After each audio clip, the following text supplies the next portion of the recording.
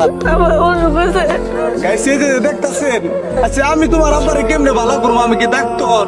এই যারা ভিডিও দেখতাছে তাকে কও, সবাই বাঁচিয়ে আসবো, সবাই দেখা দিব তোমার আব্বারে, কও। আমার কাকার আমার বাঁচাতে দেন, আমার বাঁচাতে ভিক্ষা চাই।